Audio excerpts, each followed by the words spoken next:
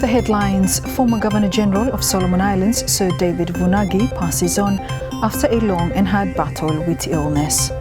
Solomon Islands and Japan signed an additional grant of 15 million Solomon dollars for the Kilifi Hospital Improvement Project.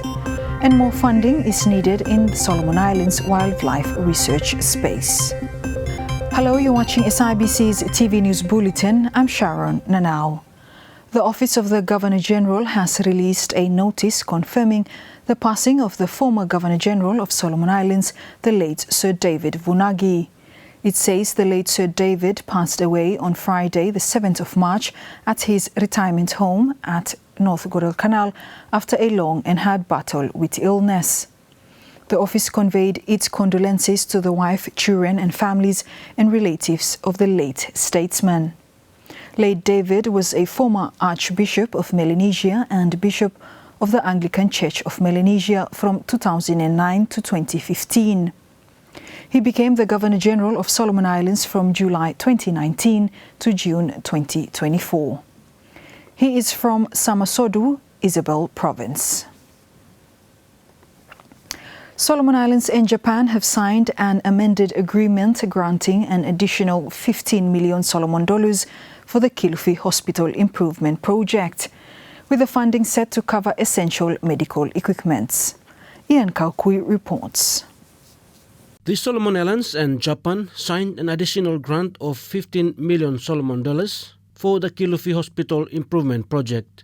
Japanese Ambassador to Solomon Islands, His Excellency Keiichi Hikuchi, and Minister of Foreign Affairs and External Trade, Peter Sanel Angovaka, signed the amended agreement in Honiara.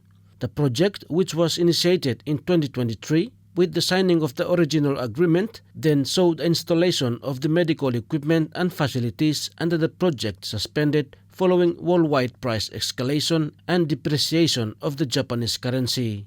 In his remarks at the signing, His Excellency Keiichi Higuchi says the additional funding support will now cover medical equipment for the Kilifi Hospital Improvement Project. This project was initiated in 2023 with the signing of the EN and is currently being implemented.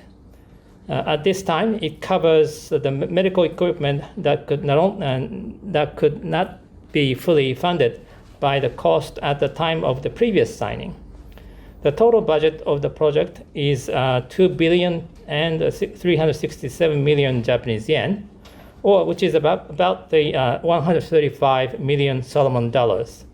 I would like to mention that this project responds to the calls made by the Prime Minister, Honorable Manele, at the time of the 10th Pacific Island Leaders Meeting, or PALM 10, which was held in Japan last year. Meanwhile, Honorable Angovaka says Japan's support to the country's health sector reflects the two countries' relationship. Excellency, such a kind gesture shown by the government of Japan is again one of those obvious indicators that unwavering friendship between our two countries.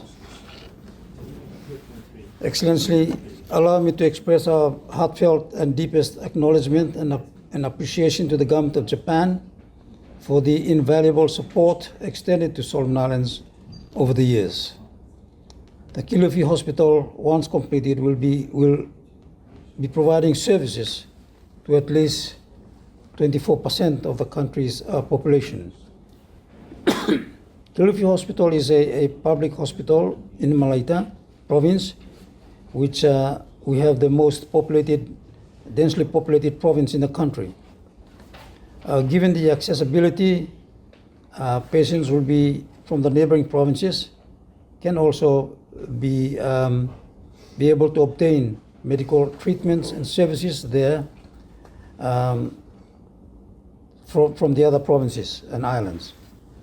JICA Solomon Islands office resident Mr. Takeshi Watanabe says the additional grant will enhance the health service delivery of Kilifi Hospital once the project is completed. Today, I'm very much grateful that both governments conclude the agreement to provide additional grant aid to revive the suspended part of the project. The project is to strengthen the function of Kilifi Hospital by establishing the new central clinical building and delivery building, and upgrading its medical equipment, thereby contributing to the improvement of health service provided in Maraita province. I would like to reiterate, this project will not only strengthen health system and services in Maraita province, but also serve as a significant alternative for the National Referral Hospital in terms of additional and provision of tertiary services. I have no doubt whatsoever that construction works and equipment installation will be successfully completed in early next year. I continue to request each and everyone's contribution towards smooth implementation of this project. The newly improved Kilofi Hospital is set to open next year. Yan Kaukui, SIBC TV. More funding is needed in Solomon Islands wildlife research space. Ministry of Environment, Climate Change, Disaster Management Chief Conservation Officer Agneta Vare Karamui says the country's diverse wildlife needs proper research to allow the species and their habitats to be protected. There's a need for us to put funding and resources wildlife research. Also in collaboration with universities, we should garem enough programs where encouraging students and researchers for go and find out more about plants and animals of Solomon Islands. Solomon Islands very unique, diverse for good. What I'm stopping on top of high mountain, hem no same or same that hem lo middle mountain and no same or same lo bottom. We're so diverse. Mm-hmm. So what you find him lo there, but him different from what you find him on top, hard where you find him lo down, lo coastal areas. Eh? Mm. And on the islands, maybe diverse for good. Some fala flat, some fala mountainous. So there's a lot of him challenge when it comes to for understanding what him stop lo place. And for doing management plans lo him. So a lot of the government national plans are only for those animals and plants where you savvy about him. How na okata others where him only stay lo restricted areas. For example, 2B3 lo Isabel him unique to Isabel no man choice all. Santa Cruz ground up him unique no malo temo too osem. Mrs. Karamui says there is not enough information on the country's wildlife. Yeah, through we got a long list of threatened and endangered species, plants and animals of Solomon Islands, but you may not got enough information. Or some places, los provinces, you may not got information. So say we make blind, no, you may wakai, how no, but you may managing things where you may not savvy or number or status, whether him go down or him go up. I think there's a lot of reports where you do doing, but him not enough for some of our provinces. Now, the Chinese embassy in Honiara hosted its inaugural film festival at the USP campus, featuring a selection of films that showcased China's rich cultural heritage. Alex Dadamu attended the festival and filed this story.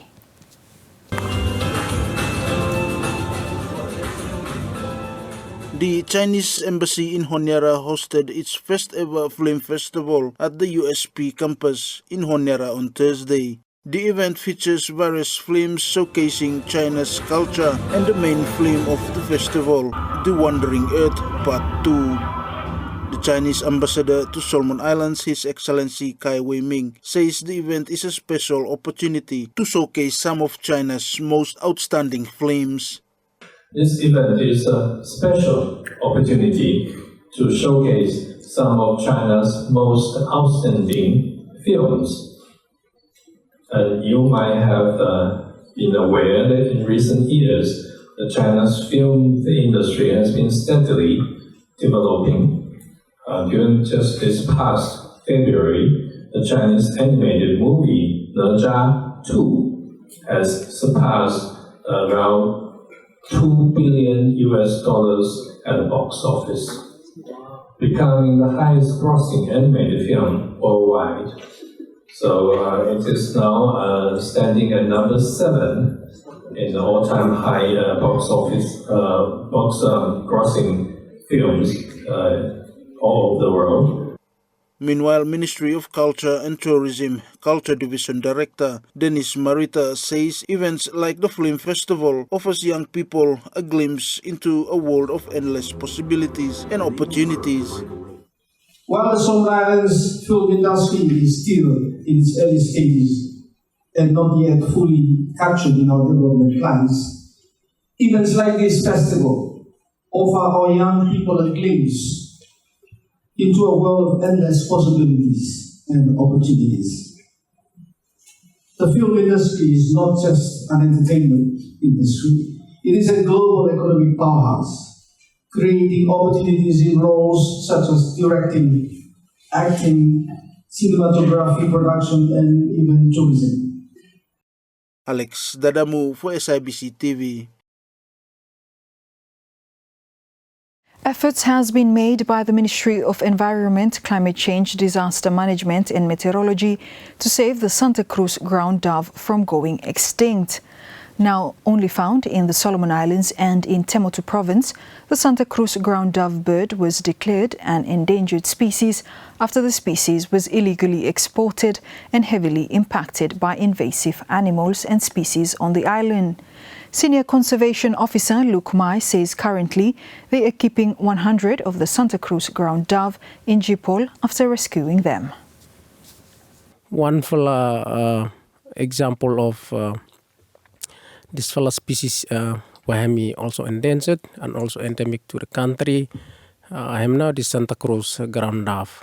This ground dove I only found longo Tinakul Island, lo Tinakul Island.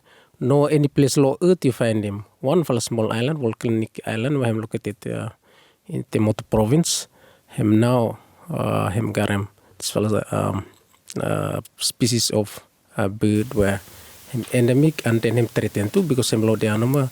Him threat because him subject long many things. One is the wild pig time goes doing studies low there. Wild pigs where people introduce him low there or the ants. Otamantu or trapem this species purposely for exporting. But then luckily intervention belong division hemi get them more than 100 of these species of birds.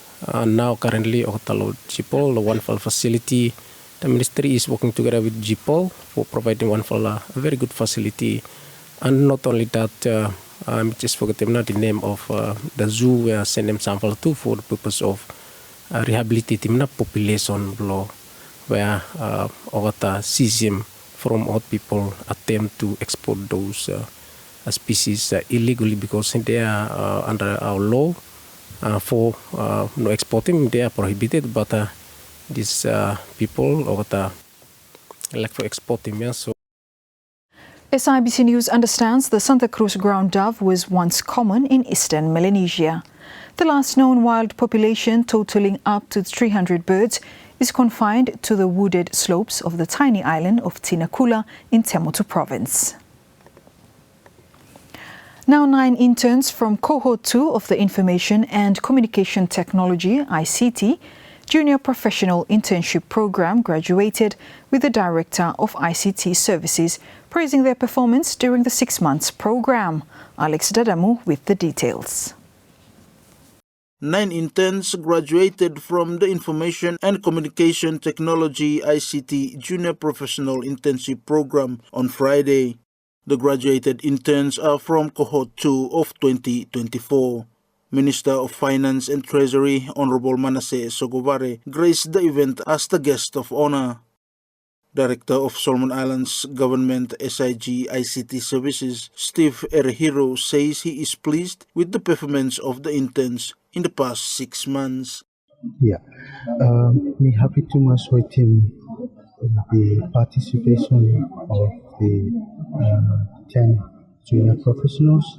They have really engaged in the program, and also I believe they have gained the experience, not only knowledge but the confidence to be out there doing IT work in the real field. So it has been a great pleasure to mentor them and to guide them through the journey. And yeah, I'm very happy with the progress and the achievement. Meanwhile, graduated intern Talita Atisi says with the program, she is able to build her confidence and form a new network of professionals in the ICT space. The past 6 months have been a nice experience for me personally, because me never thought that for me come inside and gaining such experience like in a deeper and intensive way. And so through this past 6 months program, me able for building my confidence through myself and also able for form new networks inside this government organization, and also have helped me for put them into practice theoretical things me learning from high school, and coming into this program and making me for explore this potential where me garden and passion me garden for society. Another graduate, Galvin Jaiki, says he learned a lot from the 6 months program. But see the result where me getting from this program, but me say me happy with them result where me getting from. So for me, learn start new things inside law IT and start a lesson, start a new something. Me learn experiences.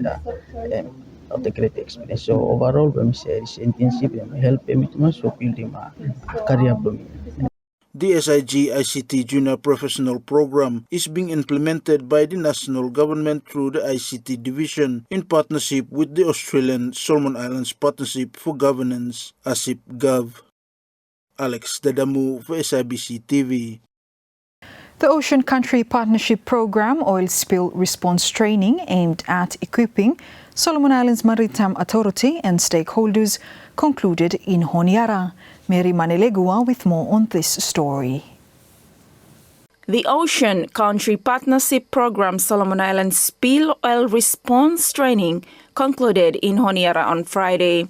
Funded by the Joint Nature Conservation Council in partnership with Solomon Islands Maritime Authority and other organizations, the training was conducted to provide essential skills for Solomon Islands Maritime Authority, SIMA, and other government ministries, including Pacific Oil and university students, on how to respond, manage the process of oil spill in the country. SIMA Environment and Safety Principal Officer Alain Kisiofea says the training is the first step in enabling them to understand how to respond and manage oil spill. So this training is a first step where I'm helping me follow for really understanding now how now for response, how now for managing any incident during the spill. And the whole process now from the start to the end of managing an oil spill. So hem bara clear the experts atau bara professional trainers who are well trained, and okay ta how ota take me from day 1 to day 5. Me fala bara for me personally me bara learn a lot, and me garam a lot of ideas ma for how for me improve na that fala that plan, so that hem easy for me for implementing and how I'm aligned with him the National Disaster Management Plan country too. Meanwhile, Maritime Pollution Officer of the Secretariat of Pacific Regional Environment Program, SPREP, Paul Irving, says they want to ensure that the training is relevant to Pacific Island countries. So we're here today in Honiara running a week-long workshop on helping SEMA and a lot of other government departments and Pacific Oil, university is here to teach them about oil spill response, how to run an oil spill response, and how to manage the process. I'm helping them to make sure that the training is relevant to the Pacific and relevant to Solomon Islands, because a lot of the training they do is in places like England and North America, that sort of stuff. So I'm making sure that when they talk about, for example, we can burn the oil, but the main reason we burn the oil is because it's in ice. not a lot of icebergs in Solomon Islands, right? So we want to make sure that people are getting the information they need, which is relevant to Solomon Islands. Mary Manilegua, SIBC TV. The Australian government handed over 10 solar streetlights to the State Ridge community in central Honiara. Ian Kaukui reports. The Australian government on Thursday handed over 10 solar streetlights to the State Ridge community in central Honiara. In congratulating the community, Minister Councillor of the Australian High Commission Office, Lindsay Buckingham, said the event not only shows the power of collaboration but the shared vision for a sustainable and safer future. On behalf of the Australian High Commission, me like for expressing sincere congratulations for Blomi, for you fella everyone, we're involved for bringing this fella important project to life. This one, hemi one fella occasion, we're reflecting not only on power law collaboration, but also shared vision that Yumi Garam for sustainable and safer future, lo here, lo Solomon Islands. This fella project, hemi shining example, lo strong partnership between Solomon Islands and Australia. Australia recognizing the best solutions have come time okay to local communities like this one, empowered for take charge lo future blo oketa. And hemi now exactly what you me looking today, lo State Ridge. Me also proud to us for tell them that this fella project, hemi one fella lo 100 fella projects, lo communities around Solomon Islands where Australia hemi fund them inside lo 2024 across all provinces lo Solomon Islands. 100 from 2024. And this year we will do the same. We will do the same for communities around the country. Meanwhile, Community Project Coordinator Julian Houkura thanked Australia for the project which benefits their community. Since our street lights, we have a lot of benefits or outcome from these street lights which were set up and installed in our community. One, women of this community are freely to move around.